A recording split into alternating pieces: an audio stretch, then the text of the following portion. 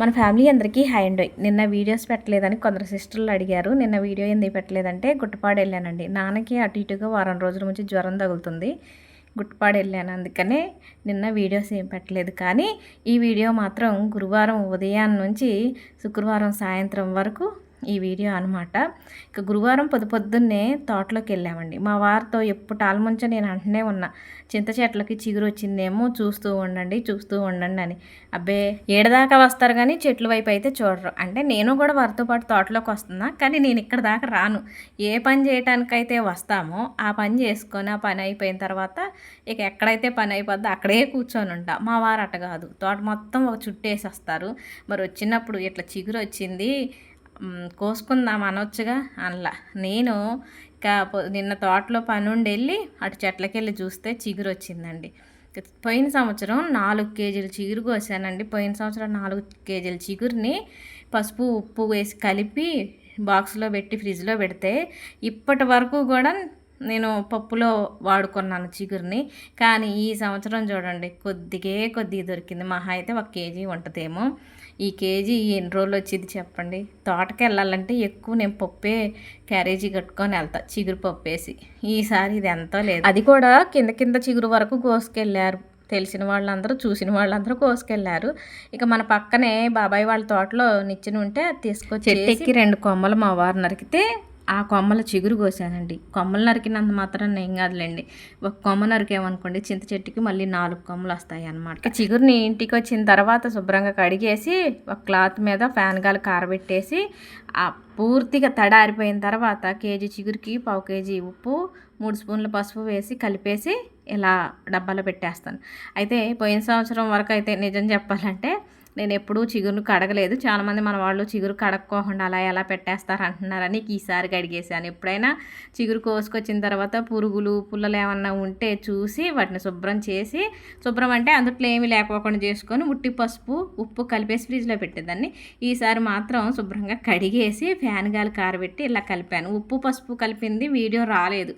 Video తీసాను అనుకున్నాను కానీ ముఖ్యమైనదే వీడియో రాకుండా అయిపోయిందనమాట.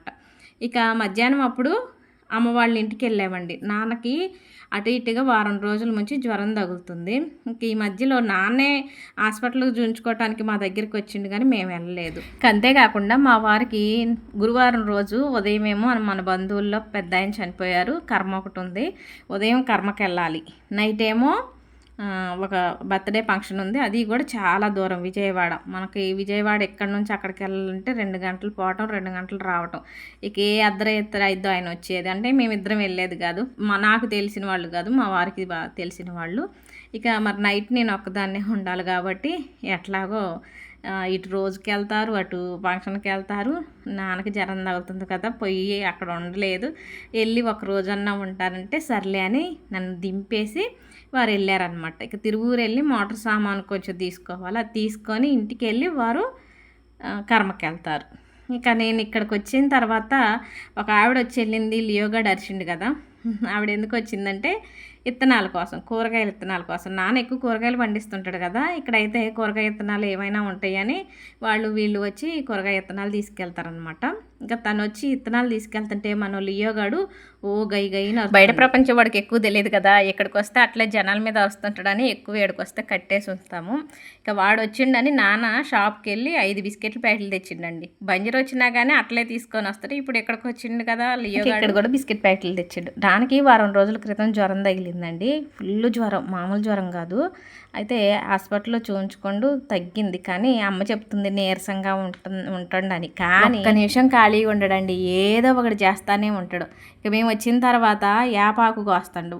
ఇక వడ్లు పోస్తారు కదా, వర్షాలు పడుతున్నాయి కదా, నార్లు పోస్తారు కదా, నార్మల్లో యాపాకు దూసి పోస్తే అది కుళ్ళి వాసనకి పురుగు రాకుండా ఉంటుందని యాపాకు దూస్తుంటే ఇక నాన్న ఒక్కడే ఆకు దూస్తుండని నేను కూడా వెళ్ళి ఒక పెద్ద తట్టడు వేపాకు దూసామండి. అటు ఇటుగా 20 కేజీల పైనే ఆకు దూసాము. ఇక ఆ తర్వాత అన్నం తినేసి నాన్న మామిడి మొక్కల కోసం వెళ్తున్నాడు. నర్సరీకి వెళ్ళి కొనుక్కు రావటం కోసం వెళ్తున్నారు. నాన్న, పిన్ని వాళ్ళ అబ్బాయి, బాబాయ్ వాళ్ళ అబ్బాయి, అంటే 3-4 కలిసి మొక్కలు కొనుక్కు రావడానికి వెళ్తున్నారు. ఇక వాళ్ళు వెళ్ళిన తర్వాత జొన్నలు పిండి ఈసటానికి ప్రిపేర్ చేస్తాను.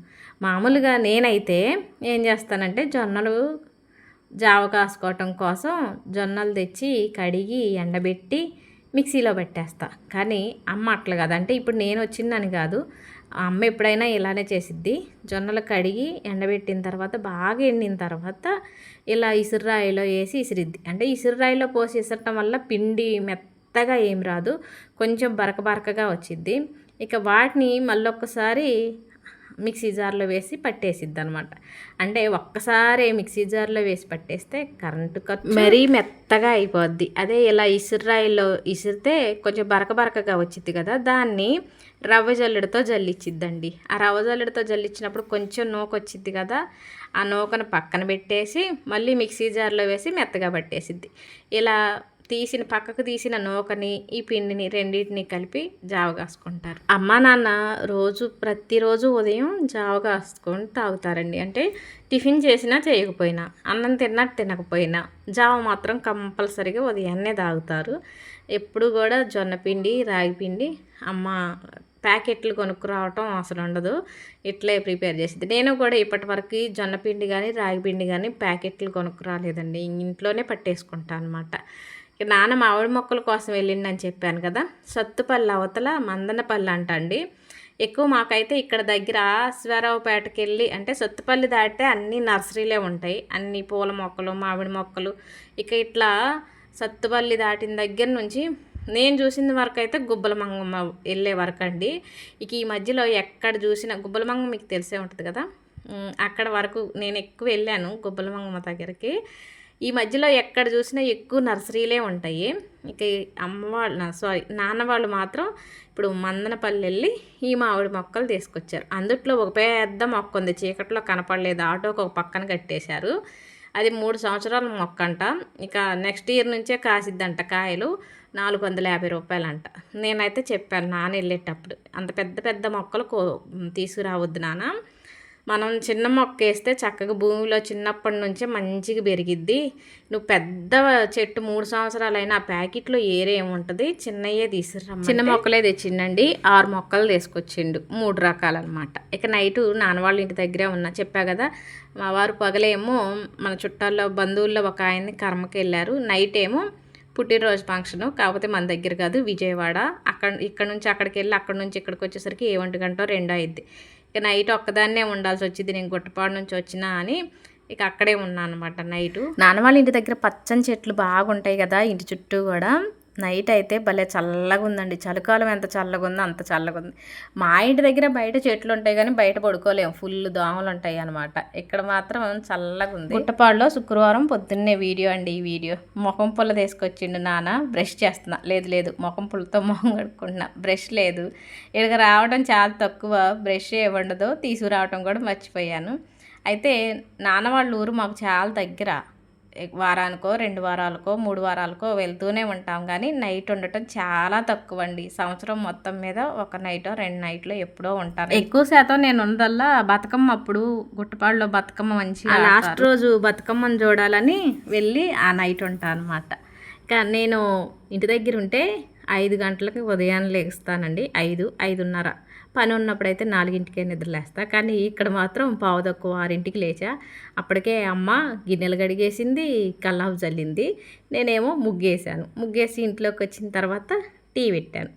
లియోగాడేమో అప్పటి వరకు నైట్ ఇంట్లోనే పడుకోండు, ఇప్పుడే నాన్న బయటికి తీసుకొచ్చి పడుకోబెట్టిండు. టీ పెట్టేసి ఇలా పైకి వచ్చానండి, డాబా పైకి. గుట్టపాడు ఊరు కొంచెం వీడియో ద్వారా ఇలా చూపిద్దామని. రాములవారి గుడి అండి, అమ్మ వాళ్ళ ఇంటి దగ్గరనే రాములవారి గుడి ఉంది. ఇక చుట్టూ చెట్లు, పచ్చని చెట్లు, కొబ్బరి చెట్లు, అరటి చెట్లు, మునగ చెట్లు. ఇక్కడ కోతులు చాలా తక్కువ అండి, ఎప్పుడో ఒక్కసారి మాత్రమే కనిపిస్తాయి కోతులు. కాబట్టి అందరూ కూడా కూరగాయలు ఎక్కువగా పండిస్తూనే ఉంటారు. ఇక నాన్న అయితే చెప్పే కూరగాయలు, ఆకుకూరలు, కొబ్బరికాయలు, జామకాయలు, అరటికాయలు, ఇట్లా అసలు భలే పండిస్తారు, చాలా ఓపిక ఎక్కువ. అలా నాన్న కూరగాయలు పండియటం వల్ల మేము కూడా ఇంట్లో ఎక్కువగా కూరగాయలు కొనుక్కునే పని లేకుండా సరిపోతుంటాయి. ఇక మేము వెళ్ళామని లియోగాడి కోసం నాన్న బిస్కెట్ ప్యాకెట్లు తెచ్చిండని చెప్పా కదా, పొద్దున్నే లియోగాడి కోసం బిస్కెట్లు తెస్తాను చూడండి. నేను అప్పటికి డాబా పైన ఉన్నా, నేను వీడియో తీసేది కూడా నాన్నకు తెలియదు. అయితే ఫస్ట్ ఏమో బిస్కెట్లు తేగానే వాడు తినకపోతే నాన్న ధైర్యం చూడండి, అసలు వాడు కొరుకుతుడన్న భయం కూడా లేకోకుండా తినట్లేదని నోట్లో పెట్టి కుక్కుతుండనమాట. అంటే నిన్నెప్పుడో కదా బిస్కెట్లు తెచ్చింది, ఇప్పుడు కల్లా ఆ టేస్ట్ మర్చిపోయింది. ఇప్పుడు ఆ టేస్ట్ చూస్తే మళ్ళీ తింటాడన్న ఆలోచన అనమాట నాన్నది. లియోగాడ్ అంటే మాకే కాదు, మీకే కాదు, నాన్నకు కూడా చాలా ఇష్టం. మీలో చాలామందికి లియోగాడ్ అంటే అట్లా ఇష్టం. నేను ఓన్లీ టీ పొయ్యి మీద పెట్టేసి డాబా పైకి వెళ్ళాను. నేను వచ్చేసరికేమో అమ్మ టీ పోసుకొచ్చి అక్కడ పెట్టేసింది. టీ తాగినాం. ఇక అమ్మ నాన్న ఏమో పెరట్లో ఏదో పని చూసుకుంటున్నారు. ఈ టైంలోనే నీళ్ళు వస్తున్నాయి. నాన్న వాళ్ళకి మోటార్ లేదండి, ఇవి నల్లి నీళ్ళు అంటారు కదా. నల్లీలు అంటే ఎక్కువ ఇంటి బయట రోడ్డు పక్కనే ఉంటాయి కదండి. ఇక అక్కడికి వచ్చి అందరూ తీసుకుపోవటం చేస్తారు కదా. ఇక్కడ అట్లా కాదు. మా పెళ్ళి కాకముందు అటు ఇటుగా నా చిన్నప్పుడే అనుకుంటా ప్రతి ఇంట్లో పంచాయతీకి ఇంత అని డబ్బులు కట్టేసి ఆ నల్లి పైపు అన్నది ఇంట్లోకి వేపించుకున్నారు. ఇక్కడ ఈ ఊర్లో అందరిళ్ళల్లో కూడా ఇంతే ఉంటుంది. ఎవరు కూడా బయటికి వెళ్ళి నీళ్ళు పట్టుకునే పని లేదు. కానీ ఇలా పంచాయతీ మోటార్ ఆడనప్పుడు ట్యాంకులో నీళ్ళు లేనప్పుడు, ఊరంతటికి పెద్ద ట్యాంక్ ఉంటుంది కదా, ఆ ట్యాంకులో నీళ్ళు లేనప్పుడు మాత్రం సెంటర్లో ఒక కొట్టుడు పంపు ఉంది. ఆ పంపు దగ్గరికి వెళ్ళి తెచ్చుకుంటారనమాట. ఇక టీ తాగేసరికి నీళ్ళు వస్తున్నాయి. నేనేమో ఆ పైపు ద్వారా తొట్లకి, బకెట్లకి, బిందెలకి అన్నిటికీ నీళ్ళు పట్టాను. మళ్ళీ నాన్న అరే నీకు ఒకటి చూపిస్తారా అని అండు. ఏంటి నాన్న వెనకనే వెళ్తే ఇదిగోండి కొబ్బరికాయలండి. ఎవరో మంచి కొబ్బరికాయలంట, వాళ్ళ చెట్టుకు బాగా పెద్దగా ఉంటాయంట కాయలు. ఆ కాయలు తీసుకొచ్చి ఇలా భూమిలో పెట్టిండు. వీటి నుంచి మొక్కలు వస్తున్నాయి చూడండి. ఆ మొక్కల్ని వీడియో తీయమన్నారు అనమాట. అందుకే నాన్న వెనకబడి వచ్చి నేను ఈ మొక్కల్ని వీడియో తీశాను. నాన్న ఇక్కడ వేసిన కొబ్బరి మొక్కలు ఏమైనా సరే కొని వేసిన మొక్కలే కాదండి, అన్నీ కూడా కాయలు భూమిలో పెట్టి మొక్క వచ్చిన తర్వాత మళ్ళీ వాటిని తీసి ఒక పక్కన వేసేవాడు అనమాట. అక్కడ ఉన్న చెట్లన్నీ అవే, అటు ఇటుగా 10 చెట్ల దాకా ఉన్నాయి. ఎక్కువగా బోండాలకు అమ్ముతారు ఎండాకాలంలో. ఇక మిగతా టైంలో చెట్లకి పండి రాలుతాయి కదా, వాటినేమో పండగలప్పుడు గుడి దగ్గర కొట్టడానికి వీళ్ళు కొనుక్కొని వెళ్తూ ఉంటారు. జామ చెట్లు కూడా 4 చెట్లు ఉన్నాయండి. కానీ ఇప్పుడు నాన్న జామకాయలు కోసిండు చూసారా, అది చిన్న చెట్టుకే కాయలు కాసి పెద్దగా అయినాయి. నేను వెళ్ళిన రోజు ఒక 2 కాయలు కోసిండు, మళ్ళీ ఇప్పుడు 2 కాయలు కోసిండు. టేస్ట్ కూడా భలే ఉన్నాయండి. మేము కోసుకొని వస్తుంటే లియోగాడు అవి ఏటో వాడు తినే వాటిలాగా చూస్తుండు. నువ్వు తినేవి కాదులేరా అని మేము ఉత్తలకు వచ్చేసాం. ఇక్కడ దానిమ్మ చెట్టు ఉంది, దానిమ్మ మొక్క. నాన్నకి చిన్న డౌటు ఏంటంటే ఈ పూలు ఎంత బాగా పోస్తుంది, ఈ కాయలు కాస్తుందా లేకపోతే పూలే పోస్తుందా అంటే, దానిమ్మ చెట్లో కూడా పువ్వు పూసే చెట్లు ఉంటాయి, అచ్చం కాయలు కాసేవి ఉంటాయి, అచ్చం పూలు పూసేవి ఉంటాయి. పూలు పెట్టుకుంటారు కూడా కొందరు, అదేనేమో అని డౌటు. అది నన్ను అడుగుతుండు. నాకేం తెలుసు దాని గురించి, నాకు తెలియదు కదా. నాకు తెలిసిన వరకు నేను చెప్పాను. అసలు దానిమ్మ పూలు అచ్చం పూలు ఉండేవి అయితే ముద్దగా ఉంటాయి నాన్న, మరి ఏందో పలసగా ఉన్నాయి కదా కాయలు కాస్తాయి ఏమోలే అని నేను చెప్పా. ఇక ఈ పూలు చూసారు భలేగున్నాయి, అసలు ఎంత బాగున్నాయో. ఎవరో అమ్మకి ఇచ్చారంట ఈ మొక్కని, ఇలా ఉప్పలమ్మ గుడి దగ్గర వేస్తే పూలు పూసినాయి. అవి ఏం పూలో మీకు తెలిస్తే కామెంట్ చేయండి. అమ్మ నన్ను అడిగింది ఏం పూలు అని, నాకు తెలియదని చెప్పా. ఇక ఆ పూలు ఈ పూలు ఆ కాయలు ఈ కాయలు చూసుకొని ఇంట్లోకి వచ్చామండి. టిఫిన్ చేస్తున్నా. అయితే నాన్న జ్వరం తగిలిన దగ్గర నుంచి అమ్మ ఏ టిఫిన్ చేస్తానన్నా నాకు నేలకు చెప్పగుంది, అదొద్దు ఇదొద్దు అదొద్దు ఇదొద్దు అంటానండి. మేము చపాతీ చేయాలని ప్రిపేర్ అయినామండి. చపాతీలు వద్దు నాకు పూరీ కావాలంట. జ్వరం తగిలి పూరీలు తినకూడదంటే ఆమె ఒక పూటకి ఏం కాదులే అండి. ఇక పూరీ చేస్తున్నాయి. చపాతీ ఎందుకు చేద్దాం అనుకున్నానంటే, ఇంటి దగ్గర నేను పన్నీరు చేశాను కదా, ఆ పన్నీరు కొంత ఇక్కడికి తీసుకొచ్చా. మొన్న చపాతీల్లోకి పాలక్ పన్నీర్ చేస్తే బాగుంది కదా, ఇక్కడ కూడా అట్లే చేస్తే నాన్న తింటాడు కదా అనుకుంటే, అదేదో అట్లే చెయ్యి కానీ పూరీలు చేయండు, అందుకని పూరీలే చేశానండి. ఇక కూర కూడా మొన్న చూపించాను కాబట్టి ఆల్రెడీ చూపించలేదు, మీకు బోర్ కొడుతుంది కదా అని. పెద్దనాన్న పాలు పోయటానికి కేంద్రం కాడికి రోజు ఇటు నుంచే కేంద్రం దగ్గర పాలు పోసి వచ్చేటప్పుడు కొద్దిసేపు రోజు ఎడ కూర్చొని నాతో మాట్లాడే వెళ్తుంటాడు. ఇక వాళ్ళిద్దరి కోసం టిఫిన్ పెడితే తిన్నారు.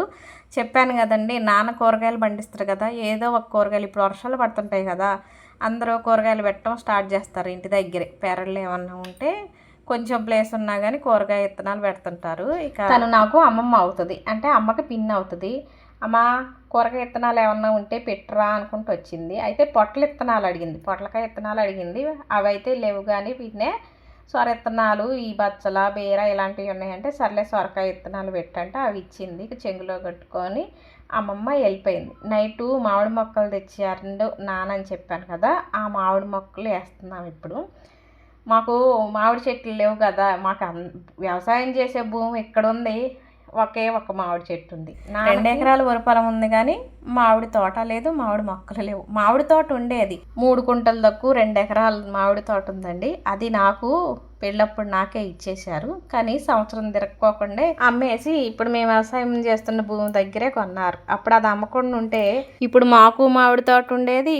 అక్కడ నాన్న వాళ్ళకి దగ్గర కాబట్టి వాళ్ళకి తినటానికి వాళ్ళకి ఉండేవి, ఎవరికి కాకుండా. ఇప్పుడు మామిడికాయలకు కొరత ఏం లేదు, మనకు తెలిసిన వాళ్ళందరూ ఇస్తూనే ఉంటారు. కానీ ఎట్లయినా కష్టంగా ఉంటుంది మనకు తోట లేకుండా. అదే తోట ఉంటే ఎవరూ ఇయ్యరు కదా, ఇప్పుడు మనకు లేకపోబట్టేగా వాళ్ళు ఇస్తుంది అన్న చిన్న ఫీలింగ్ అనమాట.